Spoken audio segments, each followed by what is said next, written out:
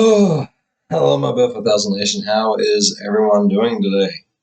Hopefully, everyone's having a great day. If not, I hope it gets better from here. All right, we are back with another video. This one is from that chapter. It is titled The Case of the Gainesville Ripper. It sounded interesting. Yeah, if you've watched this channel like at all, you know no, it never works out well in my favor, ever. It just don't. Yeah. All right. Let's just. Hey you, and welcome. My name is Mike, and in this old video, we're going to look at another chapter, really. There's another one of those Scream movies coming out pretty soon, so I think it's a good time to take a look at this. In this old one, we're going to Gainesville to look at a story that would lead to many more of the fictional kind. The inspiration for the Scream movies. Ooh. And there were a few of those here. A quote-unquote musician was up to no good, as usual. He was a gas man. Well, okay, no, not really. But it's one hell of a story. Emphasis on hell. Let's give it a go.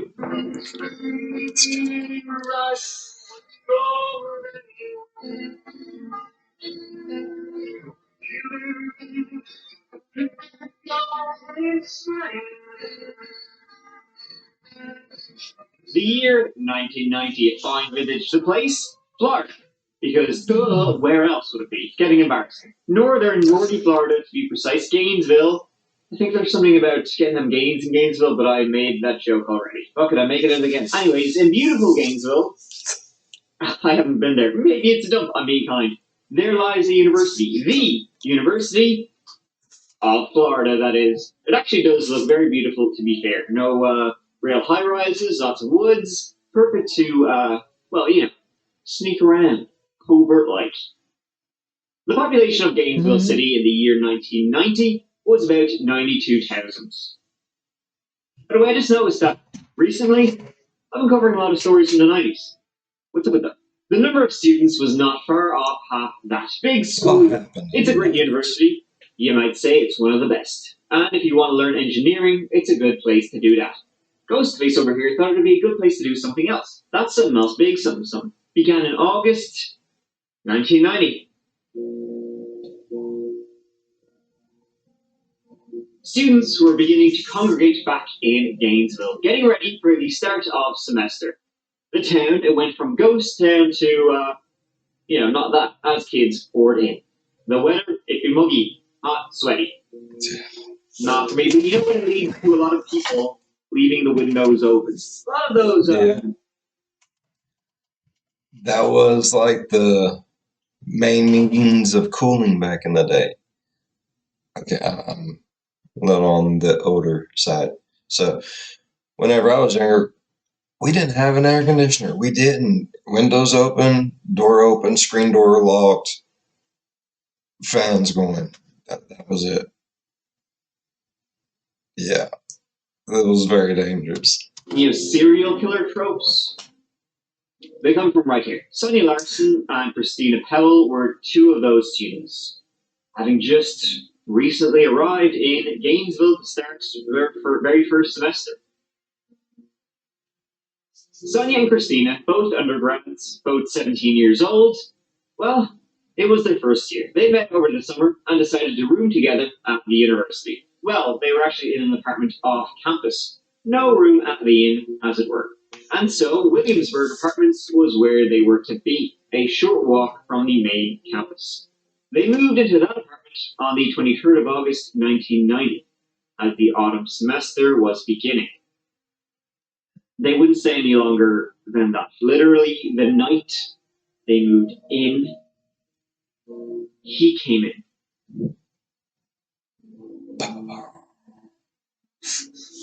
On Saturday, the 25th, Okay, and I will admit, I had never heard of that chapter before until I said something on this channel, and I was going to do other things, and y'all suggested it. I really enjoy me, keeps me quite entertained, and like a hilarious suspense. So, I like him. I like him.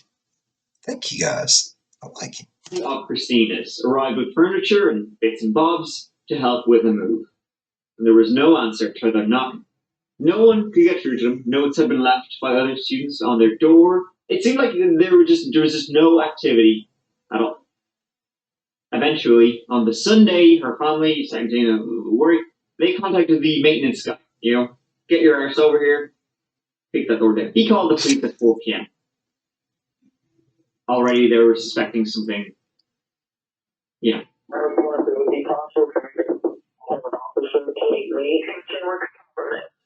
Two girls suspected there's something wrong with them or they've disappeared or something and is not sure. And my manager informed me not to go in by myself, but there'll be something about police. When they got in and started snooping around, Smart. he legged it down the stairs and started puking. Christina Powell, she was downstairs. She'd been sexually assaulted, stabbed to death, and mutilated. Sonia was upstairs, stabbed to death.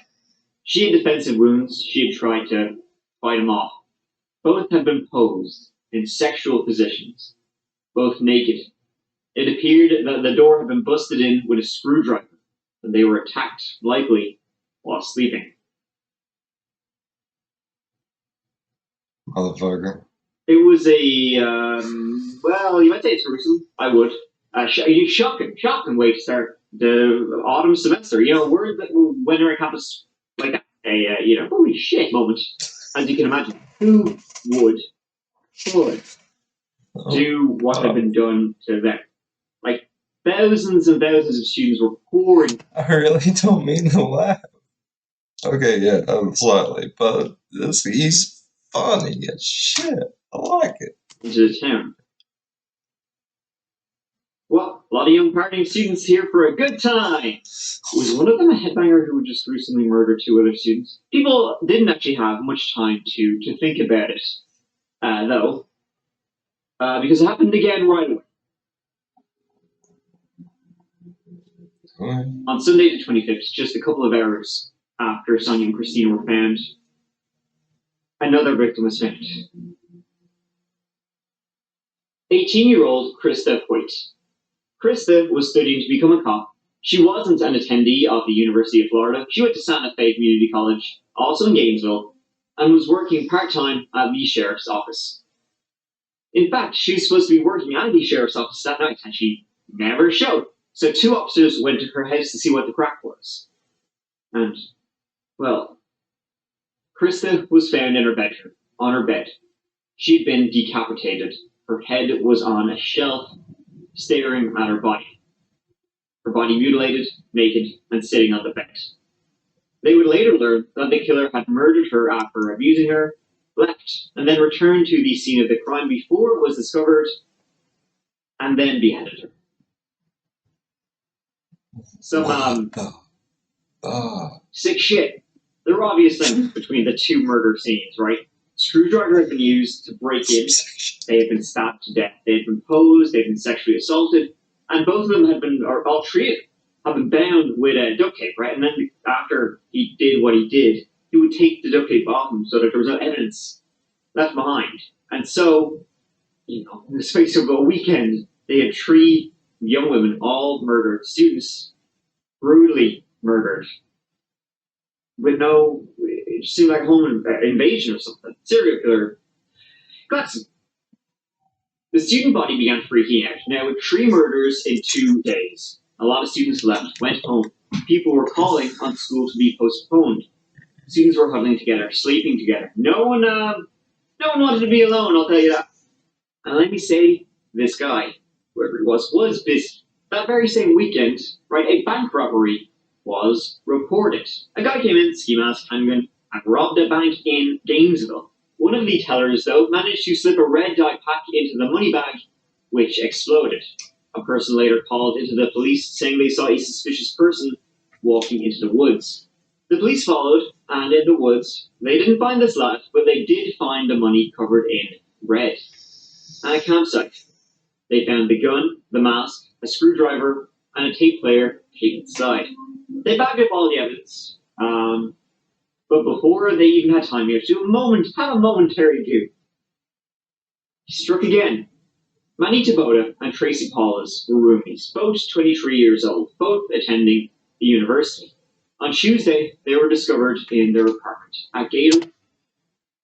Killed 3 people, robbed the bank, and then killed 2 more people. He's a busy mother effer, bruh. Woods apartments.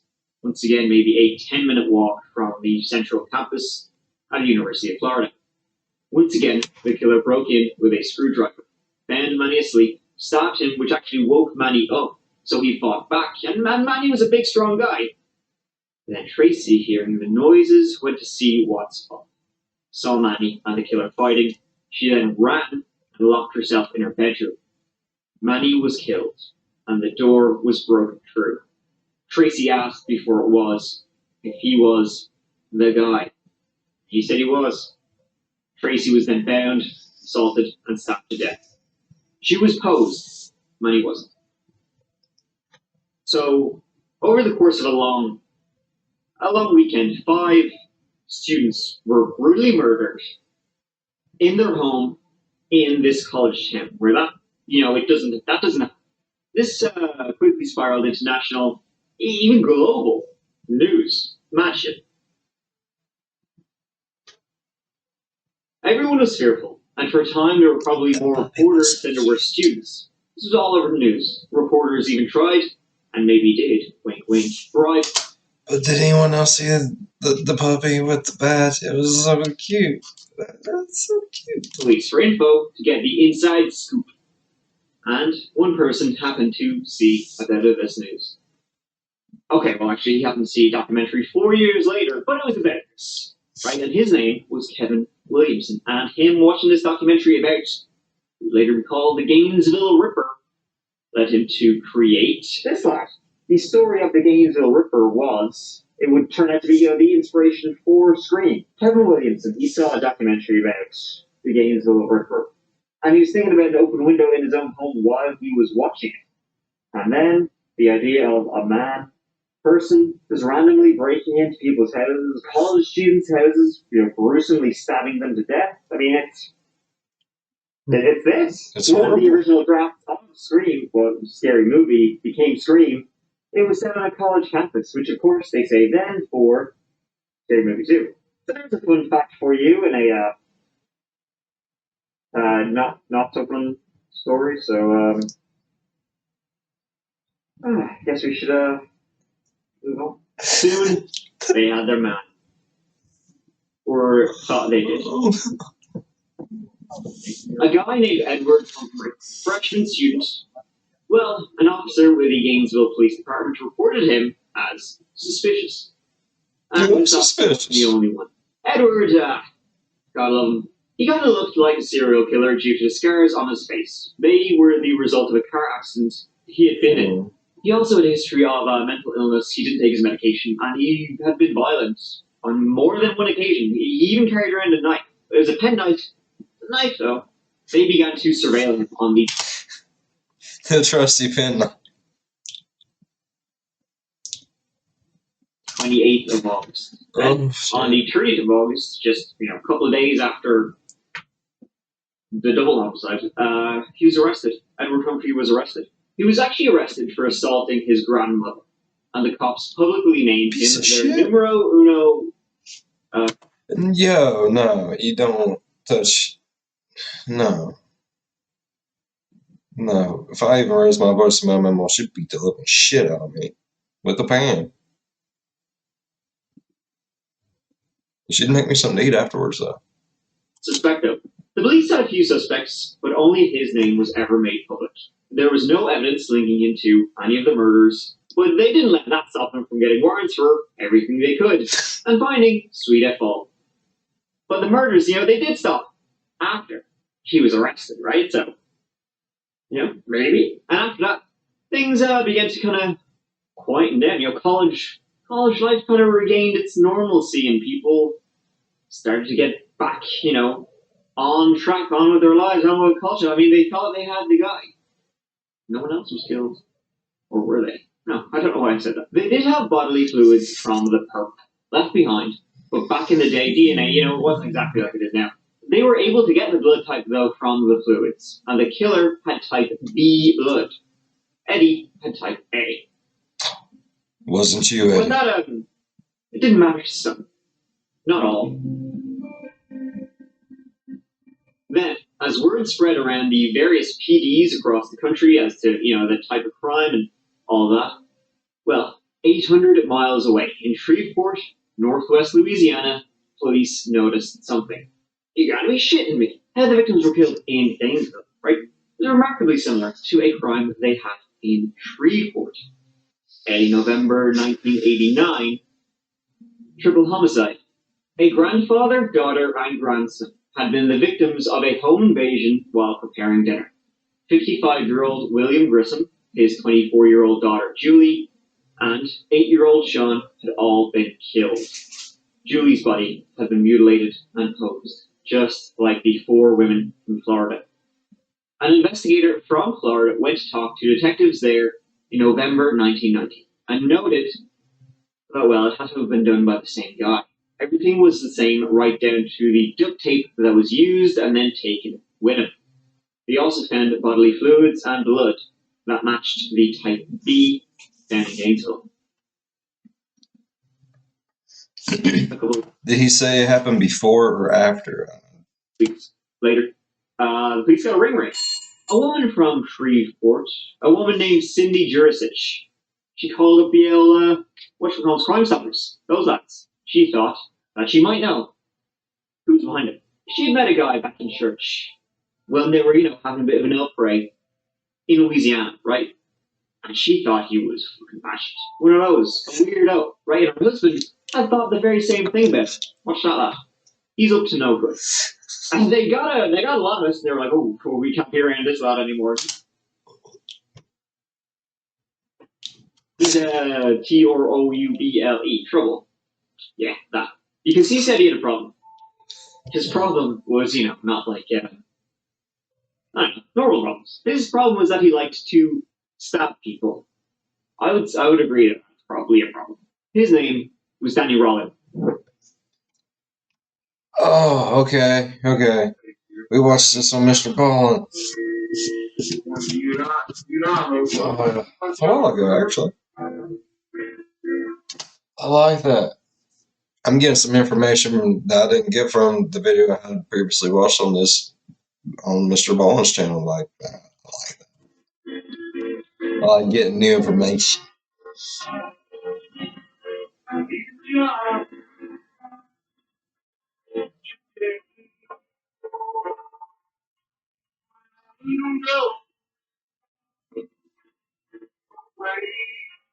Danny was from Shreveport, born in 1954. He had one younger brother, Kevin, and one hell of an abusive father, James, a cop, who bet the shite out of, everybody. A real bastard, right? Danny's mother, Claudia, she would take the kids and try and leave again and again and again and again. And just like that, he lured back by false promises, much the same. Definitely a house of fear. James would beat his wife. He would beat his kids if they didn't sit properly at dinner. If they held their cutlery not the way he liked it. They breathed weird. Yeah, growing up, Danny tried to kill himself a couple of times. Didn't. Then he joined the Air Force, was discharged pretty quickly because of drugs and alcohol issues. He was married, had a kid, and had a divorce, and then just kind of became a bank robber. He was arrested for armed robbery multiple times, ending back home each time with Ma and Pa. Each time he tried to find work, he'd fail to keep it. 2 months was the longest employment he had. In November 1990, he murdered the Grissoms, who lived less than a mile from Rollins. So it's first. Things came to a head in the Rollin home when James and Danny was a big boy at this stage, they got into an argument, right? And basically, James, they were fighting, and at one point, Danny basically went to his dad, James, and said, do something, pussy. James did. You gotta go. After a bit of a scuffle, the gun ended up in Dan's hands, and he shot James in the head. And then he fled. James would survive, minus one of these. And so Dan ran, ending up in Gainesville, camping out in the woods. Now, remember that tape of the police found at the camp? Well, that was Danny's. He fancied himself something of a singer-songwriter. He dreamed of becoming a country music star. And in August 1990, he recorded an album's worth of pure shite. Let's be honest. This was not very long before he would murder 5 students, randomly just break into their homes in the middle of the night and doing horrific things to them. I don't know what people think anymore. All I know is I'm just one man alone in this world, facing the whole world by himself. And no matter what anybody thinks of that man, there ain't no road. No matter what happens in the road ahead of me, at least I'll walk it as a man. I know the judgments of men and how it stinks. Man was not judged. Well, I know I'll have to run the rest of my life. But I'm getting pretty good at it. That means anything. Just sign off for a little bit. So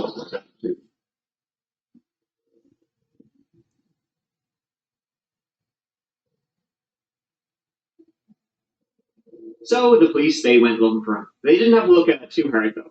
He was already in jail. He had tried to rob a supermarket in early September in Ocala, and so he wasn't going anywhere. His blood was then matched to the type they already had. He pled not guilty to the 5 counts of murder.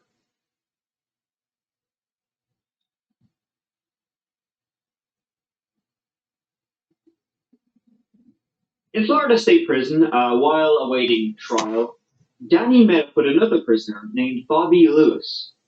I was delighted, right? Tell Bobby, right? He would tell Bobby, obviously, only things that the killer would know. And then he would get Bobby to write letters to the police, basically like confessing true Bobby, because he didn't want to really confess, but he did want to. Here's a clip, right? It's an interview where Danny speaks to the police through Bobby, confessing everything. But Danny himself doesn't really speak about it. Audio is shite, but you can see Danny whispering in Bobby's ear.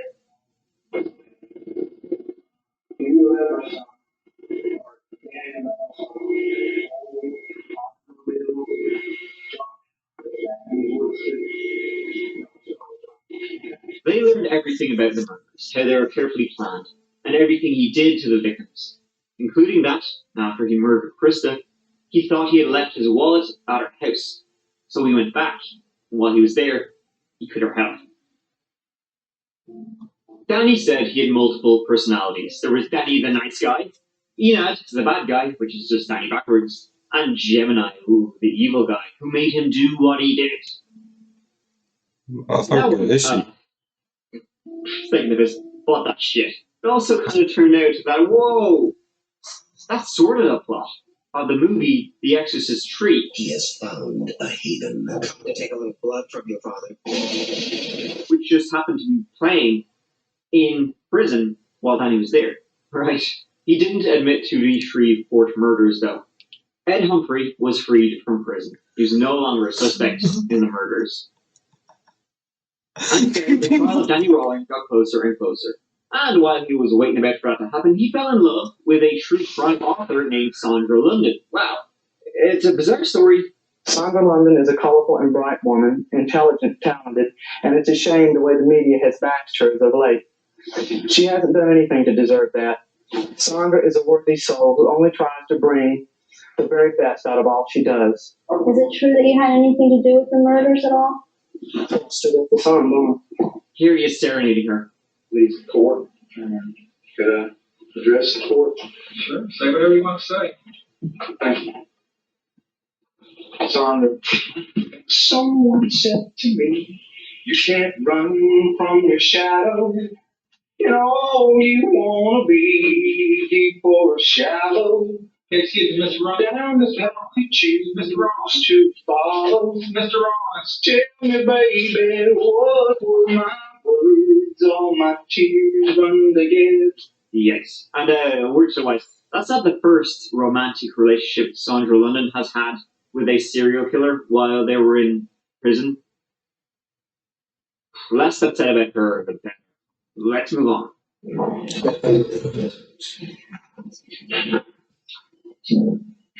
On July 18th, 1990, Danny Harold Rowling walked into an Army-Navy store. It was in Tallahassee, Florida. It was near the bus station. He made a purchase. He paid about $34 plus tax. He bought an item. The item he purchased was a Marine Corps A-bar knife, just like this one. In a very real sense, that was the first step in a plan that became an episode that will forever be remembered as the Gainesville student murders. It resulted in the deaths as a result of the rampage of Danny Harold Rowling of 5 people, young students in this community. But as to Sonia Larson, the aggravation is massive. As to Christine Powell, the aggravation is massive. As to Chris Owen, the aggravation is massive. As to Mama Oswald, the aggravation is massive. To Tracy Paulson, the aggravation is massive. Weighing so heavily in favor of the death penalty that he has heard. But it will be your duty to go through that writing process and to make that recommendation to his honor for a sentencing recommendation. What he has explained to you that he gives great weight to you. Two. What we're asking is, if you render a verdict to Judge Morris, that puts Mr. Rowling in a cell. You close the door, you take the key, you lock it, and you throw the key away. That's what we're asking for. Which would be better, though? Simply kill his ass and be done. Or let him sit in a prison. Nah, okay. I would be all down for him just rotting the rest of his worthless life in prison if he was out in general population where bad things would happen to him.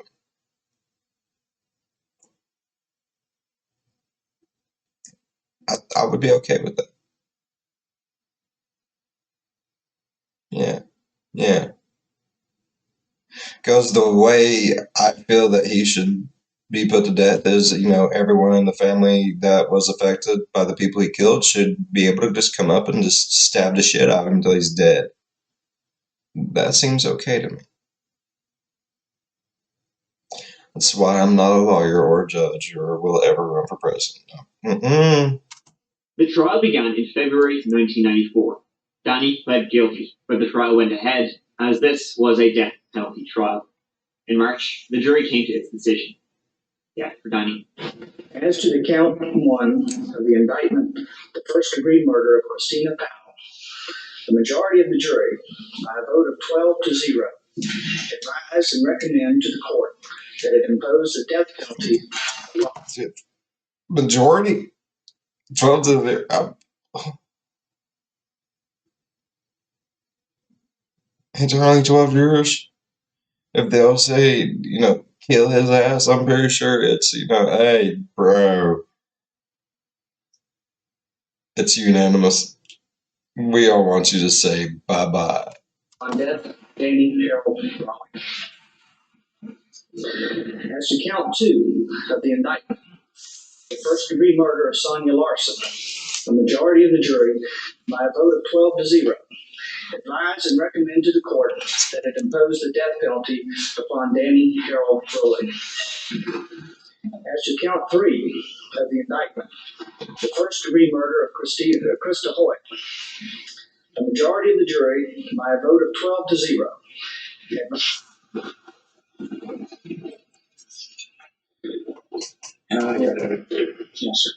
There's much I'd like to say, Your Honor, about our world, my beliefs, and the destiny of man. However, I feel whatever I might have to say at this moment is overshadowed by the suffering I've caused. I regret with all my heart what my hand has done. taken what I cannot return. If only I could bend back the hands on that ageless clock and change the past. But alas, I am not the keeper of time, only a small part of history. Oh, this smacking. See of mankind's fall from grace. I'm sorry. Your face. Order that no one is to move in the court. Get off the stage. Oh, but Until Mr. Rowling has been removed by the Division of Corrections.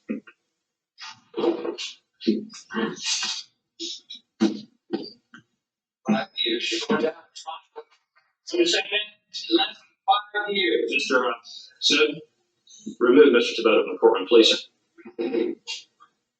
You. Mr. Tabetta, please remove yourself from the courtroom, sir. Please. Justice, please. We have. We will remember our children's name will be remembered over again. Ladies and gentlemen, sorry for that. The proceedings have done. Danny Rawling later did confess to the Shreveport murders. So that means he killed 8 people altogether and attempted to kill his dad. And before he was executed on the 25th of October 2006, he had lobster tail as his last meal. He sang a gospel song as he walked into the chair and died via lethal injection.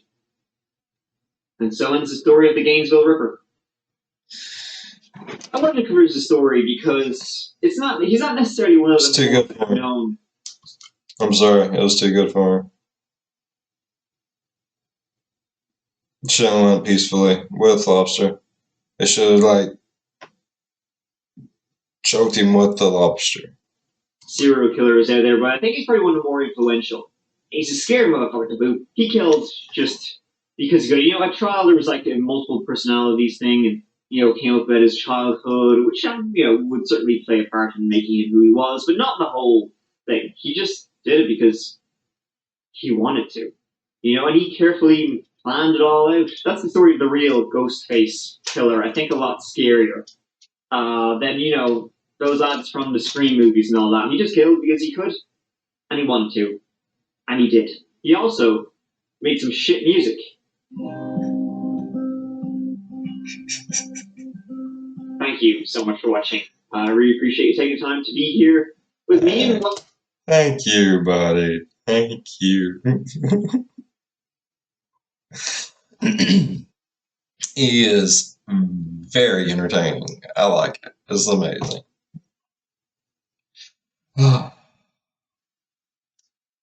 See, I do like watching both channels. I really do. Get a lot more information. So, if there's any, Mr. Bowling videos I've done that y'all know about that he's done as well, that has a little bit more information, leave a comment down below. I'll check it out. I'm doing that chapter every Wednesday, so just let me know. I like extra information. The more I know, the better. Alright, if y'all enjoyed today's video as much as I did, leave a thumbs up. And yes, thank you all for all the love that I've been receiving here lately. I really do appreciate it. And if you're a fan of the spooky, scary, strange, or deranged, think about subscribing. That's what we do. And as always, be good to one another.